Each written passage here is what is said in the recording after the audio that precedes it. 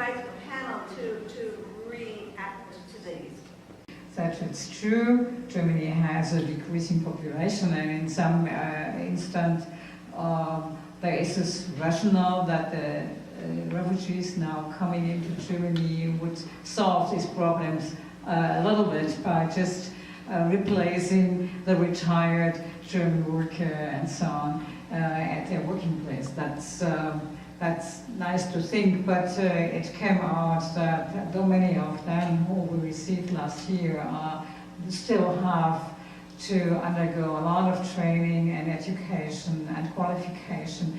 We are a highly industrialized country. Another point, I think, which we are considered to be very good in administration work and in management, that may be true, that in difference to the United States, we are not an immigrant country by our self-concept and our self-understanding. You are an immigrant country. I can tell you, we were totally ignorant in Germany to look to the experience you have in the United States. The research is being done here. One thing I think that's important in terms of empathy is to be in touch with kind of your own heritage too. And I think about, my grandfather worked in the subway. He was an engineer and worked in the tunnel division in the subway back when. And he used to brag, living in New York, that he took the day off during the presidential election when Al Smith ran, Irish immigrant. And he could explain for you how he went to 5 different boroughs and voted for Al Smith 5 times. I'd like to kind of entertain the possibility that there's some commonality between those folks and refugees and immigrants, which is a little bit counterintuitive. Because when I've talked to those people over the years, these are people that really do feel displaced, okay?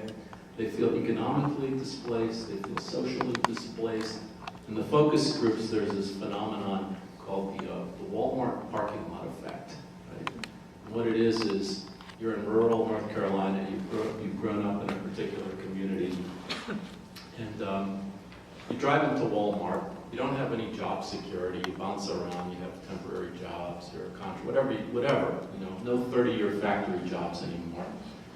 And you drive into that parking lot in your home community, and you don't see anybody that looks like you don't see any of your old neighbors, you don't see people speaking English. And boy, at that point, people are ripe for being manipulated.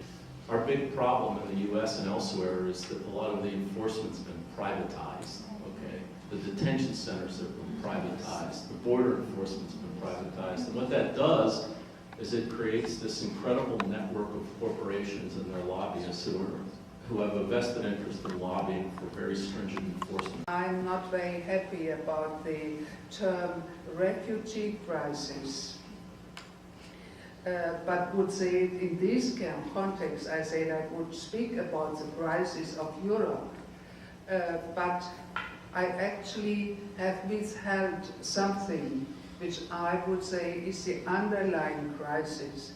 And this is the crisis of our, at the moment, only one economic system. Look at Brazil, a country very, very rich by nature. Look in many different African countries. So in the moment, and this is part of an economic system which is meanwhile in the hands of a very, very few multinationals being really based not only in the United States. But the private profit is still going into the pockets of a certain elite. We have to say that. And I think given these factors and this process, we have to take into account who are those who feel displaced. We have a good number who has not really, who has been displaced in the fullest sense of the word, has been displaced. And now is the time that the refugees are coming. And now is the moment that they are enabled to say no. Yeah? Because now it is possible that really the right wing sector is able to instrumentalize those people. We have very similar situation, call it Trump or whatsoever. In this, we have to still to look and be aware of the differences, but nevertheless, it is all in all, I think these are different phases of one global process. And this is that we may move into a new time. Thank you very much. I want to thank our panelists for their labor to crystallize their ideas and to present them to you. And very deep thanks for them. Let's